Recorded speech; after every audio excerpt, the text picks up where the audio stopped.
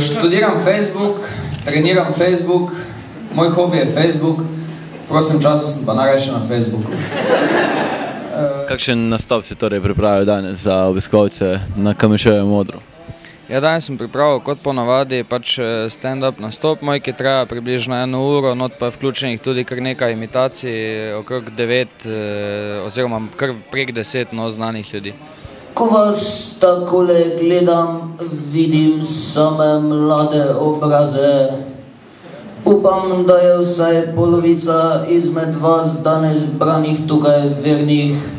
Na naši spletni strani smo te že predstavili kot Štrlečega, a misliš, da ti je to kaj dvignilo popularnost in prepoznavnost v Mariboru in drugod?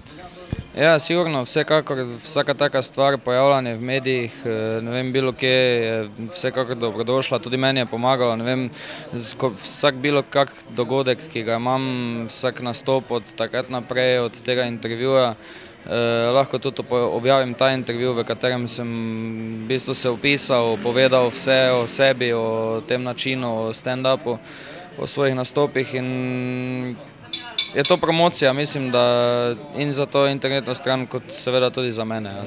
Spoštovane gledalke, spoštovani gledalci, lep pozdrav iz temnega, meglenega, spomini napolnjenega Pobrežja tukaj v Mariboru z novimi boksi za odpadne sveče in odkje jemlješ inspiracijo za sestavo svojih nastopov in za svoje nastope?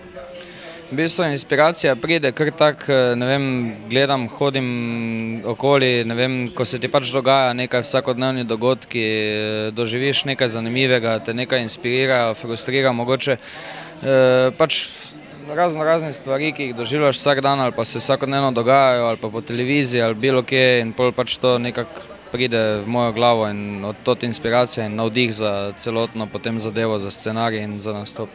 Kaj pa mogoče rdeča nit tvojih nastopov in mogoče neko osrednje sporočilo, bi ga šlo mogoče izluščiti ali gre bolj za razpršeno sporočilo? Ja, v bistvu gre bolj za sproščeno sporočilo, ampak če že gledamo na neko rdečo nit, bi bilo to, da pač se da vsakodnevne dogodke, ki se toliko vsak posameznik mogoče za njih ne zavzame, da se dogajajo ali pa da so zanimivi, bi lahko bila rdeča nit to, da pač gledajte okoli sebe, živite in doživljate to, kaj se dogaja, pa jemljite to na tak način, kot se pač da, ne zategnen, ne živčen, ampak umiren, satiričen. A vas je kaj upokojencev tukaj, Madonna? Ja, nekaj vas pa vidim tamle zata, sem faca, kar povejte, gospa tamle, ja? Nič kimat z glavo, boste videli, da bom premagal Janšo v naslednjem mandatu, ja?